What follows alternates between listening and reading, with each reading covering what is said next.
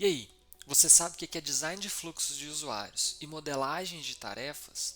Se não sabe, assiste essa aula que você vai aprender.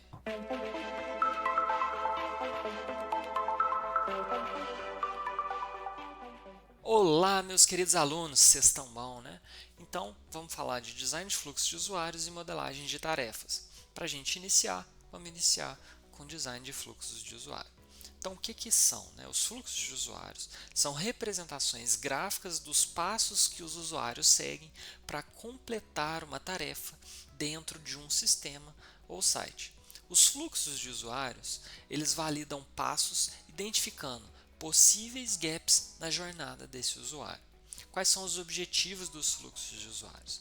Mapear as interações do usuário com o sistema, identificar pontos de frustração e otimizar a navegação desse usuário e definir caminhos claros que levam o usuário a alcançar os seus objetivos.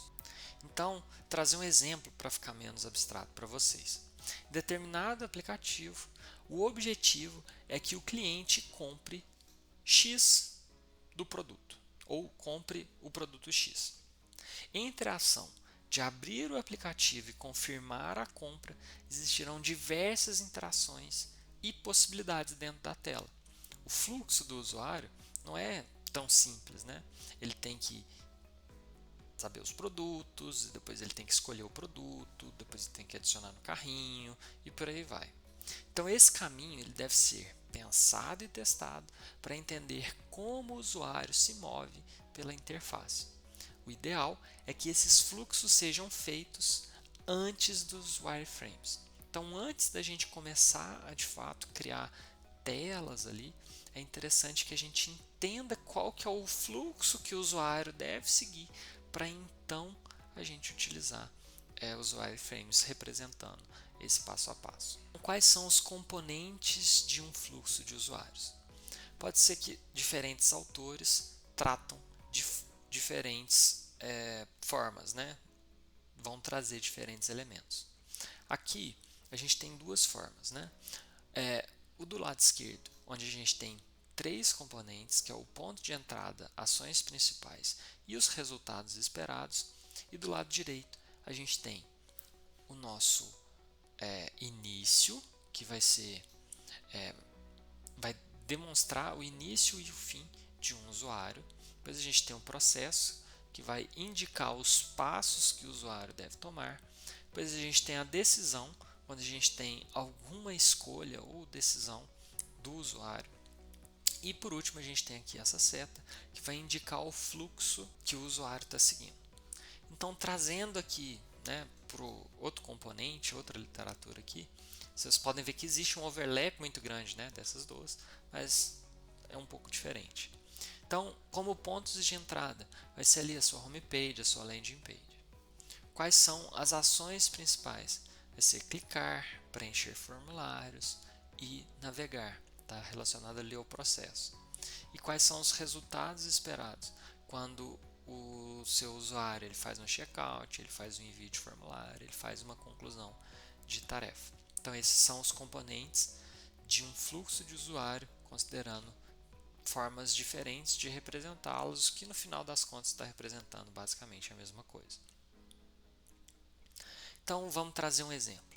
A gente tem um e-commerce, o nosso usuário ele está ali na página inicial, depois ele vai pesquisar por produtos, pesquisou pelos produtos, ele vai escolher um produto, ele vai adicionar esse produto no carrinho, do carrinho ele vai fazer o pagamento e a confirmação de compra. Então aqui é como a gente imaginou esse fluxo de compra em um e-commerce. Aqui eu trouxe uma visualização, mas essa visualização ela não está tão tão direta quanto o que a gente tem aqui nesses três passos, não. Então ele considera feedback, erros, ele está um pouco mais complexo, mas no final das contas a gente está representando a mesma coisa. A gente tem também um fluxo de usuário de um aplicativo de entrega. Então a gente tem, ele está lá no home, ele vai escolher um restaurante. Depois que ele escolheu o restaurante, ele vai escolher o prato. Depois que ele escolheu o prato, ele vai adicionar esse prato ao carrinho. Do carrinho, ele vai fazer o pagamento. E como é uma entrega, ele vai fazer o rastreamento do pedido. Então, nesse outro gráfico aqui, a gente está tentando representar passos similares. Então, ele vai ter um início, ele vai fazer um login naquela página. Depois, se o login estiver correto, ele vai ver detalhes da conta, ele vai para o pagamento e aí ele de fato paga. Caso contrário, ele não tem login, ele vai ter que ir para resetar a senha dele, digitar o e-mail e aí se o e-mail existe, né, está em sincronia com os dados do usuário, ele recebe o e-mail para ele iniciar o processo, fazer a troca de senha e iniciar o processo. E aí, falando da modelagem de tarefas, né, que vai ser similar, mas a gente vai mostrar ali as diferenças. A modelagem de tarefas, né, ele é a representação das etapas cognitivas e físicas que o usuário realiza para completar uma tarefa dentro do sistema.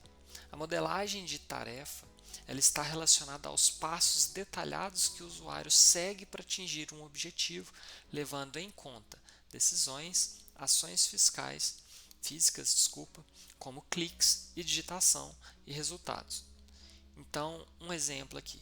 Para a compra do e-commerce, na modelagem de tarefa, a gente pode descrever: o usuário decide que quer comprar um produto específico, depois ele digita o nome do produto no campo de busca, depois ele analisa as opções de produtos disponíveis e seleciona um, depois ele confirma a compra e fornece os dados de pagamento.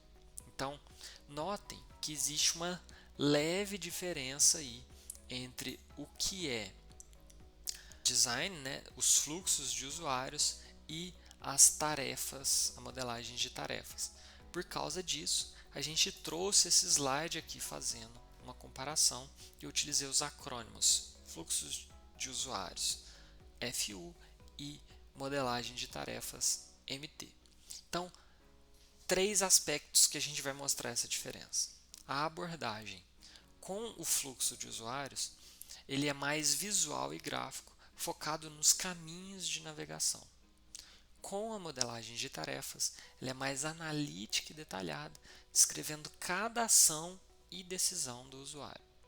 O foco do fluxo de usuários ele vai abordar sequências de páginas ou interações, enquanto a modelagem de tarefas vai focar no que o usuário está pensando e fazendo em cada etapa.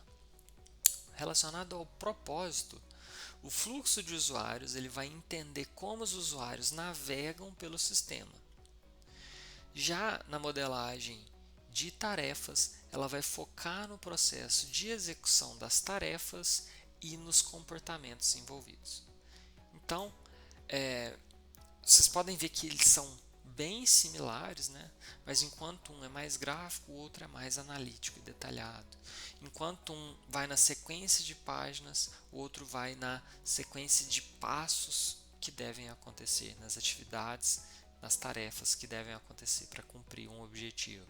Enquanto um vai na navegação do sistema, o outro vai na execução das tarefas. Então, apesar de similares, os termos eles se diferem em vários aspectos. Obrigado você que ficou até aqui. Lembra de avaliar nossa aula, curtir o nosso vídeo, deixar o seu comentário. É isso aí, valeu!